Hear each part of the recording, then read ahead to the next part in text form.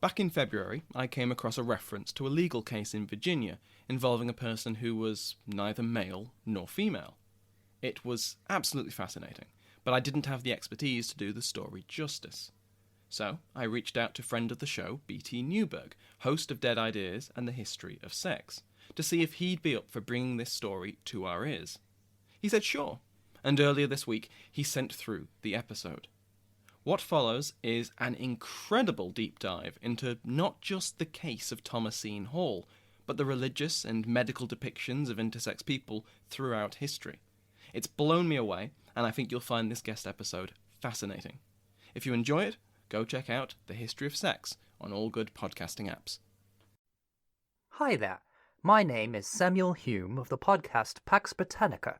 Wait, no, I seem to be confused. Almost as confused as the British colonists of Virginia in 1629, who were confronted with the person who claimed to be both Thomas and Thomasine Hall. I'm B.T. Newberg of the podcast The History of Sex, and Sam asked me to do a special guest episode on this befuddling incident in British colonial history. Enjoy. And no, thought Hall, spotting pitchforks and torches flickering in the distance. That can't be good. Being hauled into the Virginia Colonial Court on the 25th of March, 1629, Hall was charged with fornication with a maidservant, that is to say, sex outside marriage, but soon testimony came to light that complicated the matter. Hall faced the presiding authority, Captain Bass, who implored, "You are Thomas Hall, are you not?" "I am," Hall answered. The captain eyed the person up and down, who was dressed in the typical long coat, waistcoat, and knee-length breeches of any other man in the British colonies. The captain scowled. "We have a report here from one Nicholas, who claims to have seen you at Atkins Arbor in the dress of a woman." Hall remained silent, caught in a bind. If a man, Hall faced the charge of fornication with the maidservant, but if a woman, then Hall would have lied with a fellow woman, and so the charge would have to be sodomy, for the laws of the colony of Virginia outlawed same-sex coupling between either sex. "Well," demanded the captain impatiently, "if you are indeed Thomas Hall, then why do you go about in woman's apparel?" Hall considered for a moment. Man or woman, fornication or sodomy, either way spelled doom, and so, cocking a cheeky smile, "Now, here I am going to quote directly from the actual minutes of the Council and General Court of Colonial Virginia, which states, 'The said Hall answered in the hearing of this depot, I go in women's apparel to get a bit for my cat.'" This produced an uproar from the crowd. People whispered to each other, "Did he just say to get a bit for his cat? He doesn't mean that he has a woman's, down there, but he's a man. How could he have a cat?" And now the veins in the captain's forehead bulged as he boomed, "Are you a man or a woman?" In the minutes of the council is recorded that Hall answered, "Both man and woman." The captain stumbled backward into his chair as the courtroom erupted with gasps. For yes, he was Thomas Hall, but he was also Thomasine Hall, and for those in the courtroom that day, well, it might as well have been the end of days. When I went to renew my Minnesota driver's license last month, I was asked for my sex. I could have marked M for male, F for female, or X. I had never seen that before. That's new. It feels modern to be allowed a choice beyond the binary. I mean really modern, as in this generation modern. And yet, as you can see from our introductory story, this country has been wrestling with this same question for more than 400 years. You see, this Hall was an intersex person, and the colonists did not know what to make of this. Hall had presented as both male and female at various times, flipping back and forth willy-nilly, and this was apparently a source of dire consternation for some colonists. "It's causing all kinds of chaos," they said. And legal courts went to absurd lengths to determine once and for all what to put on Hall's driver's license. I wonder what the DMV would say if I switched the sex on my driver's license every time I renewed. Now, it would be a little more than a prank for me, but for many people today, about 16,000 Americans by one estimate, it is a real question, a problem of life-altering proportion, just as it was for Hall in the days of the colonies. We're going to take a deep look at perceptions of intersex in early colonial America and the long history behind those perceptions. That's what we're talking about today. I'm B.T. Newberg, and this is the history of sex, or Pax Britannica.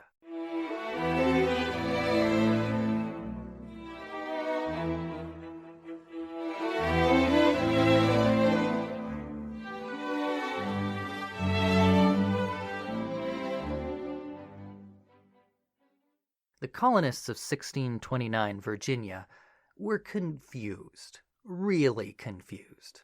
But let's start by making sure that we are not. So, what is intersex exactly?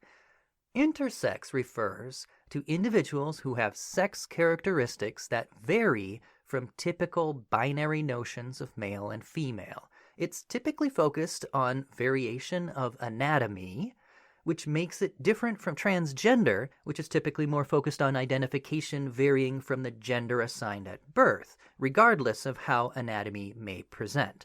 But bear in mind that although intersex is distinct from transgender in modern conceptions, other eras and cultures often thought in different categories and might divide up the pie differently, as we shall see today. Intersex questions have throughout history largely focused on ambiguities in the external appearance of the genitalia, but modern medicine has actually revealed that uncertainty can also be internal or even chromosomal. For example, if an otherwise male-presenting person is found to have ovarian tissue or a sex chromosome other than XY, well, is that person male or female? And who makes that call? Today, we're moving toward personal choice as the ultimate decision maker in that situation, but that was rarely the case throughout history. As we shall see, different cultures at different times have approached the question in various ways, never really coming to a conclusion despite the surprisingly large number of people with intersex characteristics. It's difficult to come up with a good estimate of the prevalence of intersex since it is complicated by a vast number of different contributing factors, but one estimate puts it at about 1 out of every 2,000 people, which would make the number of intersex people in the U.S. today around 16,000. Now, in Hall's day, of course, the population of the colonies was far lower, and also it was virtually impossible to identify intersex people who had hidden characteristics. You could only tell if they presented ambiguity externally. So in 1629, when Hall's case was brought to trial, Hall would have been a unique individual indeed.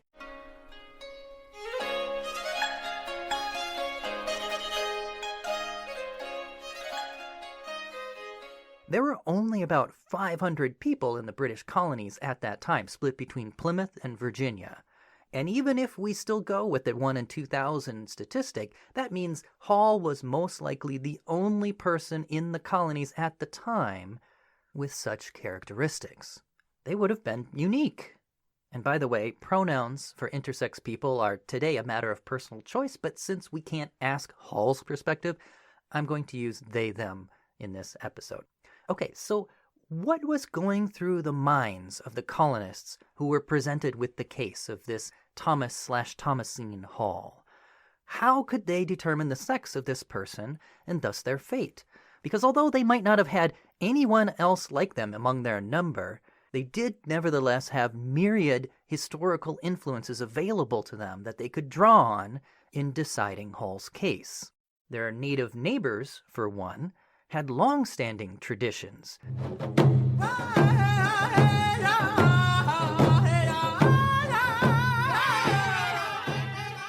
For example, the Powhatan tribes in the Chesapeake Bay area around Jamestown were speakers of the Algonquian language family, and there are reports of binary-busting individuals among other Algonquian speakers. The Ojibwe, for example, spoke of the Ikwekazo, or one who endeavors to be like a woman, and the Ininikazo, or one who endeavors to be like a man. Now, Ojibwe academic Anton Troyer explains, Ikwe Kazo and Inini Kazo could take spouses of their own sex. Both were considered to be strong spiritually, and they were always honored, especially during ceremonies. The role of the Ikwe Kazo and the Inini Kazo in Ojibwe society was believed to be sacred, often because they assumed their roles based on spiritual dreams or visions.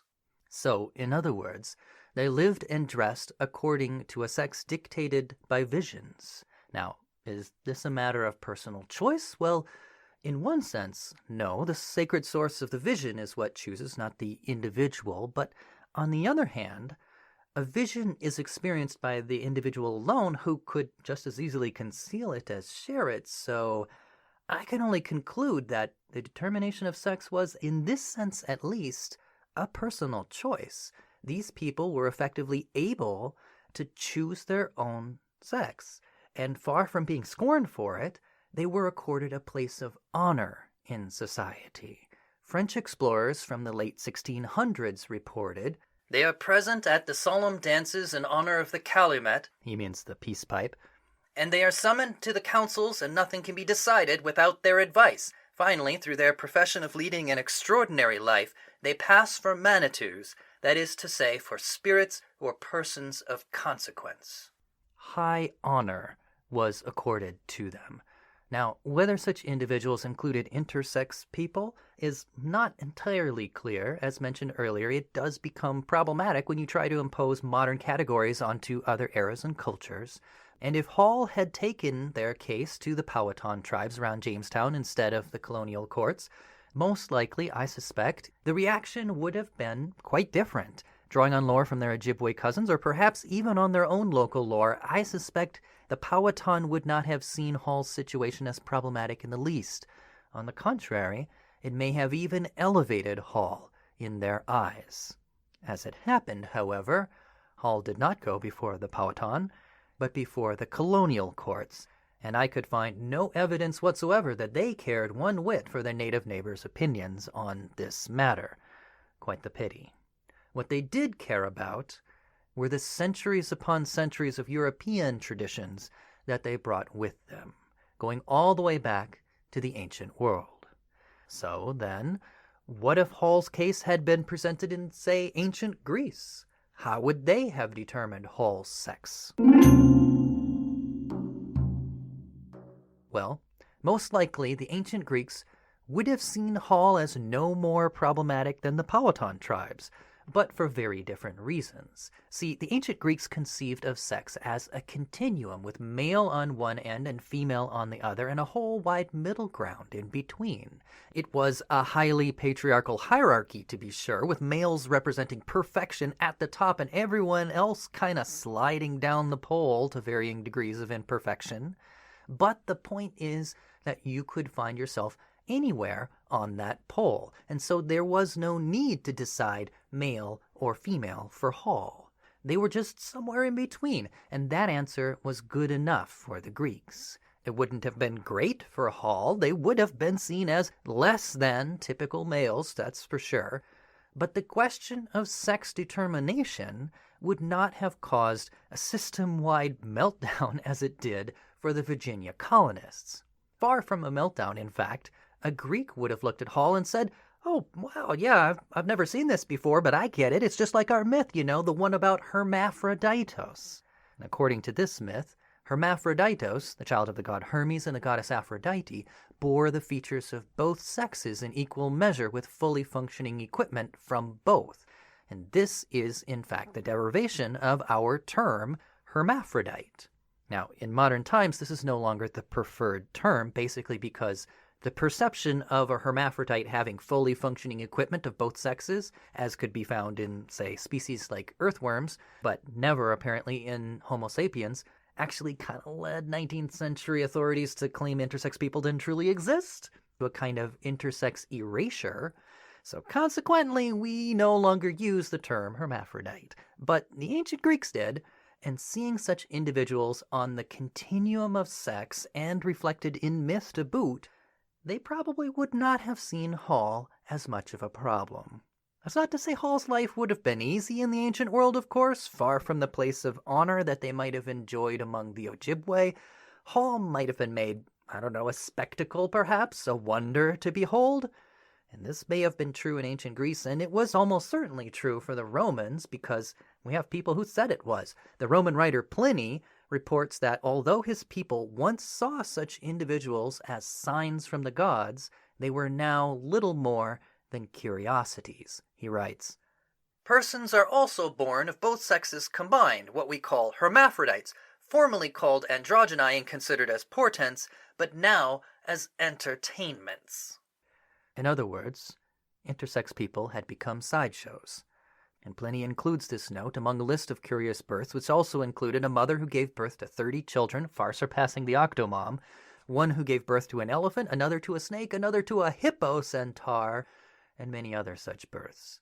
And Pliny even uses the word monstrous to describe them, though it's important to note that in the ancient context this doesn't necessarily imply evil per se, just perhaps fearful, but more just exceedingly rare and unusual. In other words, Pliny is saying that his fellow Romans saw intersex people as essentially circus sideshow wonders, basically the bearded ladies of his day. Now, there were, of course, those who rose above the circus. The 2nd century CE sophist Favorinos of Arles was said to be born both man and woman, and referred to himself as a eunuch. Now, eunuchs were usually castrated males, but the Romans also recognized a special category that they called natural eunuchs, who were born without the ability to reproduce. Now, this is not exactly a perfect fit with intersex, since many intersex people are perfectly able to procreate, but it seems that the sexual in-betweenness of intersex individuals was, for Favorinos and his fellow Romans, enough to draw a connection. And as time went on, intersex people were probably lumped in more and more with eunuchs. Now, could intersex people freely choose the label eunuch as their identifier? It's hard to say. Favorina seems to have done so here, but no doubt under a great deal of social pressure, so it's difficult to say. In any case, for the Romans, like the Greeks, the question of male or female was basically a non-starter. They would have chosen none of the above, because they had categories available to them into which someone like Hall was perceived to fit better than male or female. They had continuums, or they had eunuchs. They weren't locked in to a binary at this time. But as we pass into the Christian era, the situation becomes a little more complicated.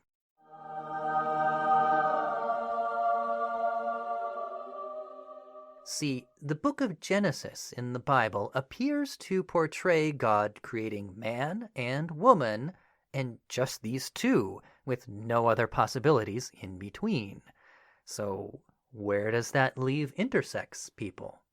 And this question was answered in different ways by different theologians.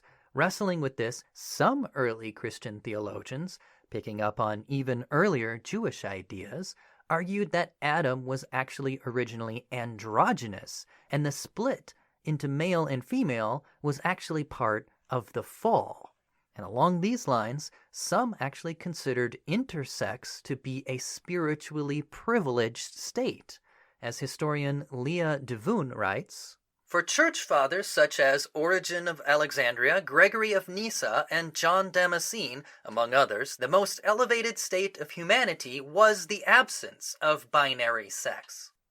Now, had Christianity carried on in this direction, it's conceivable that intersex people might actually have achieved an honored status akin to that among the Ojibwe. And actually, in fact, in some parts of the Christian world, they almost kinda sorta did.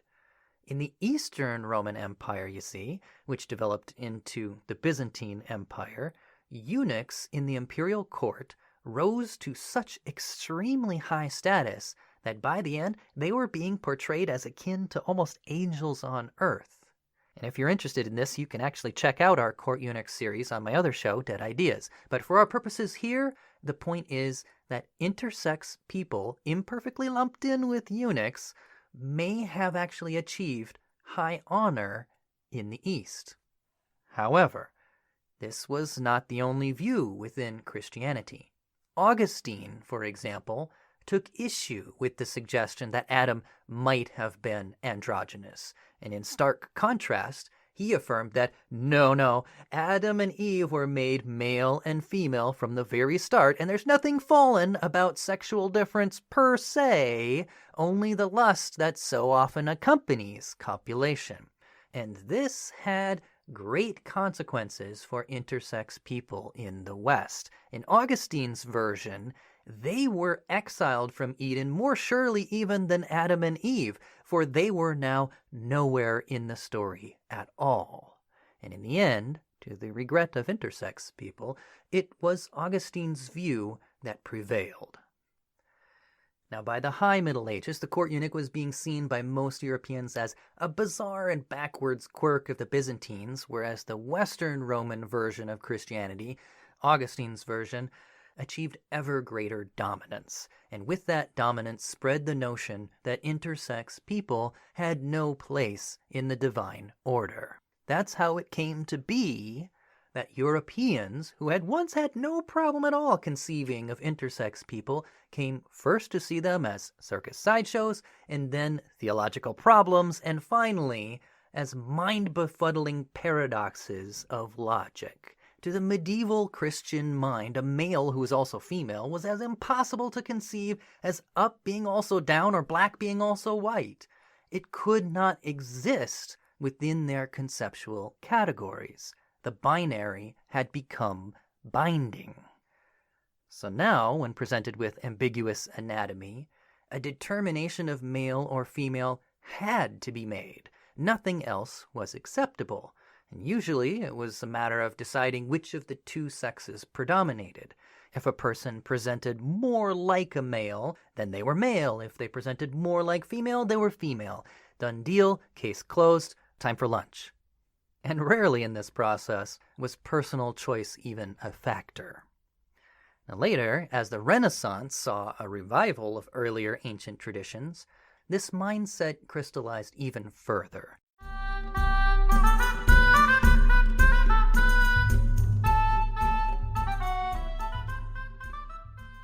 Renaissance readers encountered ancient descriptions of intersex people, such as the highly respected Greek physician Galen, who described hermaphrodites, or Pliny, who we heard from earlier, who described hermaphrodites as mere entertainments to his people. And upon reading these accounts, Renaissance Europeans could not help but read into them their own ideas. And thus, Galen's hermaphrodite and Pliny's sideshow monsters, quote-unquote, became devilish abominations. In other words, a person who could not be determined to be male or female was no person at all. Thus, when we finally arrive in the colonies of the 1600s, the primary understanding of someone like Hall was as a monster, and now it really did imply evil. A 17th century book of midwifery called Aristotle's Masterpiece, not really written by Aristotle, that was just a pseudonym. In this book there is contained an apt illustration of this mindset. This book presents a being that has, quote, the privities of male and female and the rest of the body like a man, as you may see by this figure. And there was an illustration. Now this certainly sounds like the common trope of the hermaphrodite that we've already heard, but a glance at the accompanying illustration shows just how low perceptions had fallen. The creature depicted has a horn on its head, wings on its back, and stands upon a single taloned foot. This English book, which historian Elizabeth Rees calls the most popular and often reprinted medical manual in the colonies and the definitive word on all matters relating to reproduction and genital anatomy. Now, admittedly, Aristotle's Masterpiece was not actually published until about 50 years after Hall's trial, but this thing was a compendium of common wisdom that had been kicking around for quite some time, so I think it's reasonable for us to assume that it was representative of the colonial mindset even in Hall's day 50 years earlier. Thus, it is clear that perceptions of intersex had by this point passed beyond just the bearded lady fascination and well into the realm of the truly monstrous. So, when Hall went before the courts to receive their verdict, it was this kind of stuff that was in the minds of those judging them. Yikes, that doesn't bode well. Things were not looking good for Hall. So what was it like then when Hall walked into that courthouse? Did people see Hall with horns, wings, and talons? Or, what's almost worse, did Hall fear that they did and have that anxiety eating away from the inside? We're going to find out and get the rest of Hall's story in just a moment. But first, we'll take a short break and we'll be back after this. And now, the History of Sex presents this. Captain's log, stardate 1629.25, aboard the starship Enterprise. We have come upon a world strangely resembling that of Earth, circa 17th century America. Spock and I are beaming down to investigate.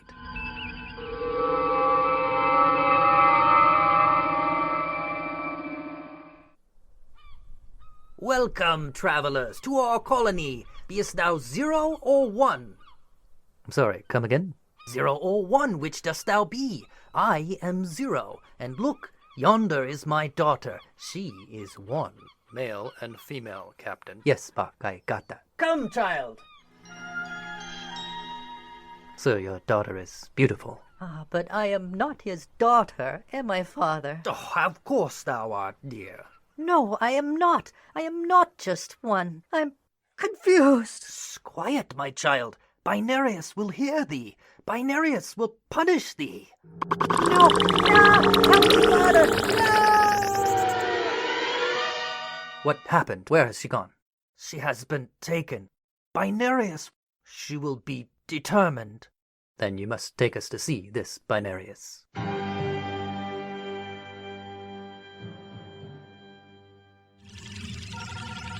I am Binarius. What have you done with her? She will be determined. All sources of confusion must be eliminated. All are either 0 or 1. Why must all be either 0 or 1? To avoid confusion. But sex determination is itself a confusing thing. I put it to you that to deny this is to create further confusion. I am Binarius. Chromosomal variation, hidden ovarian tissue, undescended testicles. I am Binarius. By attempting to eliminate confusion, you have become a source of confusion. By your own logic, you must be eliminated. I am Binarius. I am Binarius. I am Binarius. I am Binarius. I am Binarius. I am Binarius. What didst thou do, travelers? I am confused. You are free now. And my daughter? I am here, father, but I am not thy daughter, or your son. I am just thine. Time to go, Spock. Our work here is done. It may be time to review the crew uniforms when we return, Captain. Some question why they must wear miniskirts while others wear pants. Perhaps you're right. It's decided then. You'll look good, Spock, in a miniskirt. Captain? All right, we're back. So with all that we just learned about the perception of intersex in the American colonies, things are not looking good for Thomasine Hall. So how did that case get resolved in the end? Did they decide man or woman, fornication or sodomy? Let's check back in. Captain Bass rubbed his tortured brow. So let me see if I understand correctly, he said. You were born in England, in Newcastle upon Tyne? Yes, sir, said Hall. And there you were christened by the name Thomasine, and raised as a girl until the age of 12. Yes, sir. But truth be told, it was never clear from the start. I see. And at the age of 12, you were sent to live with your aunt in London, and there lived 10 more years as a girl until your brother joined the army, at which time you cut your hair and put on the apparel of a man to become a soldier as well. Yes, sir. And after returning from this service, you voyaged across the Atlantic to Plymouth Colony, and there again changed your apparel back to that of a woman to make bowed lace and do needlework. Whereupon, at last you made a final voyage, coming here to Virginia Colony, and upon arriving changed once again into the habit of a man to become a servant. Yes, sir. And yet you did not remain so, for as you have confessed, you sometimes put on women's wear, as you so eloquently state, to get a bit for your cat. At that point the court had had quite enough, and one man in the audience by the name of Roger Rhodes burst forward in outrage, demanding, and here I quote again the actual minutes of the council, "How thou hast been reported to be a woman, and now thou art proved to be a man, I will see what thou carriest." Whereupon the said Rhodes laid hands upon the said Hall, and they threw the said Hall on his back, and pulled out his members, whereby it appeared that he was a perfect man. However, Hall protested. Hall replied he was both, only he had not the use of the man's part, which was a piece of flesh growing at the belly, as big as the top of his little finger, an inch long. Hall was then asked if that was all that he had, to which Hall answered, "I have a piece of an hole."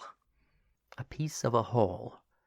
In other words, he was both man and woman. Yes, Hall had a penis, but it was a small and useless appendage, whereas the part Hall claimed to enjoy was the piece of a hole, that is, the woman's part, apparently dressing in women's clothing when feeling randy.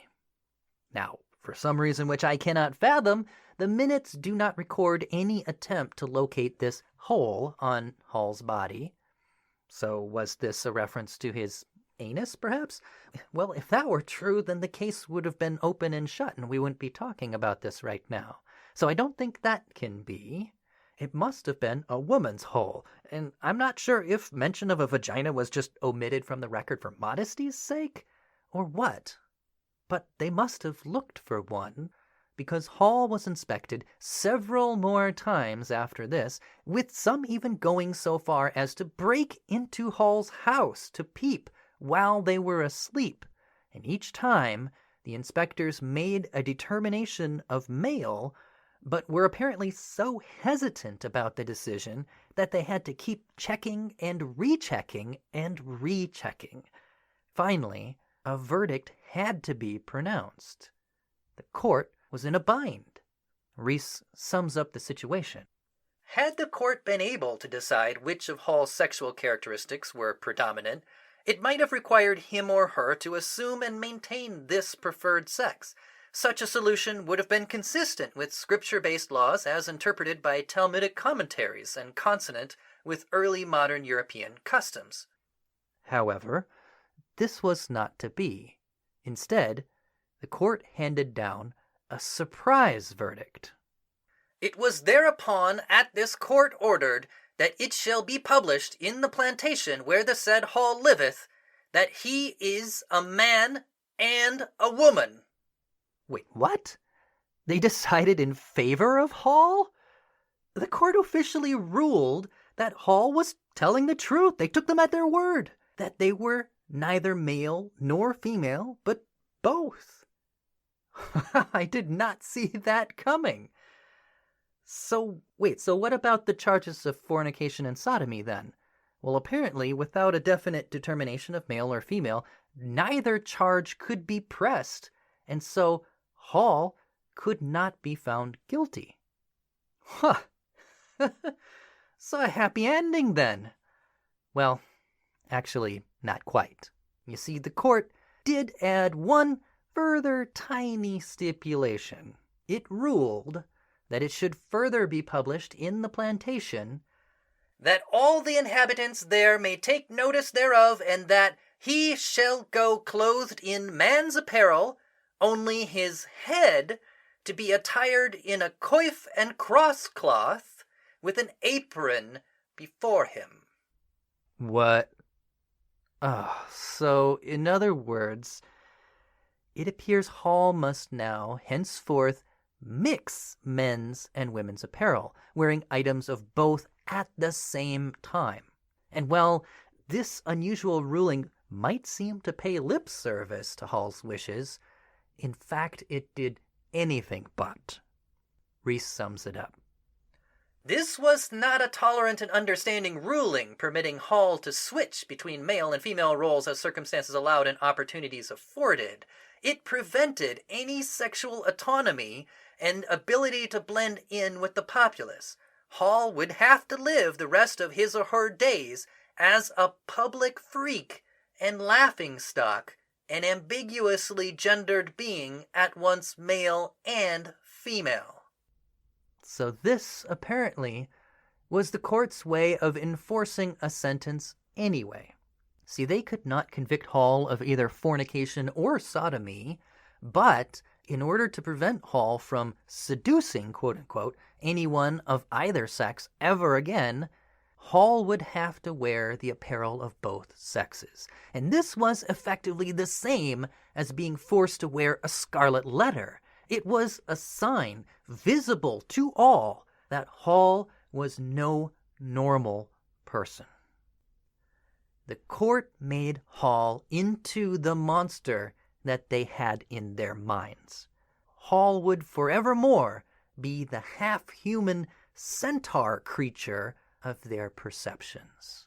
Never again could Hall enjoy any sense of normalcy, but would always and forevermore be an outsider, an other, a monster.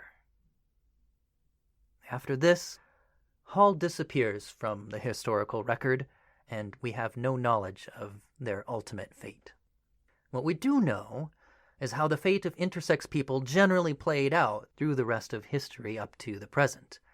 In the 18th century, it was argued that there was no such thing as a true hermaphrodite, quote-unquote. That is to say, a person with perfect sets of both genitalia, and who could reproduce either way, like earthworms. James Parsons was a proponent of this, who wrote in a 1741 treatise that what appeared to be a penis in some, perhaps even in Hall, was in fact just an enlarged clitoris. Now, as you may recall, as we've seen in one of our previous episodes, Did Da Vinci Omit the Clit? The clitoris had recently been rediscovered in Europe and was much on the minds of physicians like Parsons.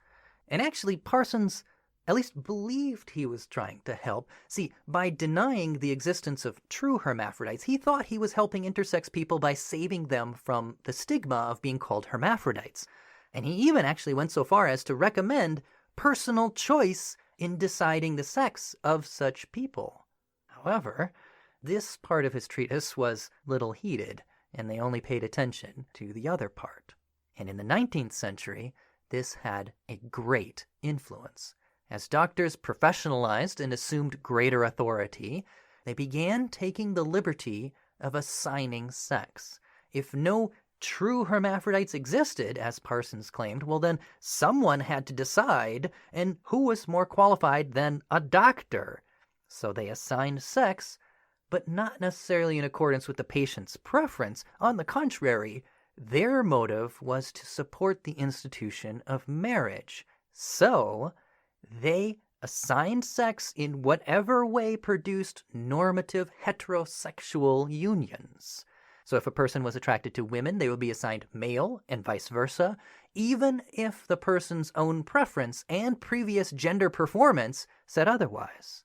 And in some cases, the decision would even be made final by surgery.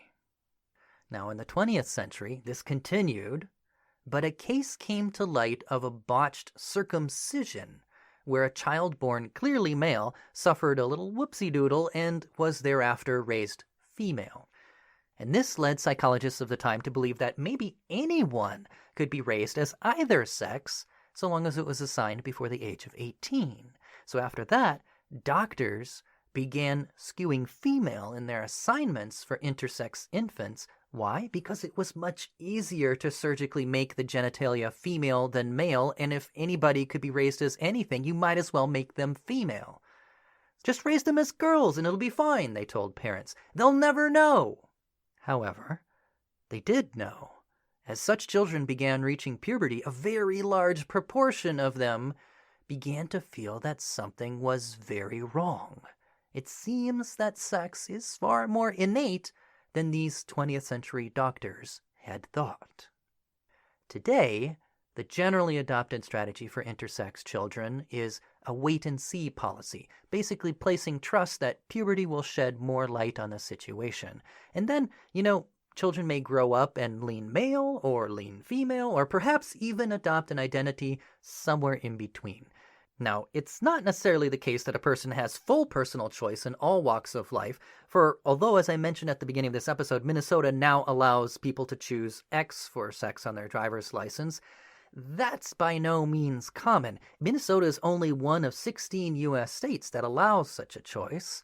And meanwhile, the federal census, which means national census for our international listeners, that I filled out last week still just has the same old tired M or F, no third option.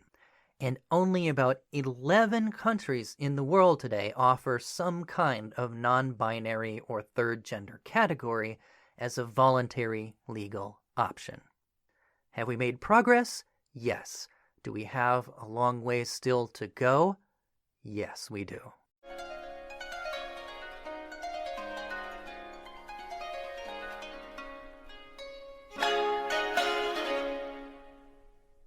Well, that's it for today, folks. I hope you learned something. I certainly did. If you want to check out Hall's case for yourself, you can find the full text of the minutes online. I'll put a link to it in the show notes on our website, www.historyofsexpod.com. The sequence of events in the minutes is recorded in a really odd and confusing way, so I've actually taken a few poetic liberties in rearranging the statements so that they make sense. But otherwise, I have endeavored to remain as faithful as I can to the original story as it was recorded in that courtroom. All right, folks, I'm BT Newberg, and this is the history of sex. Pax Britannica!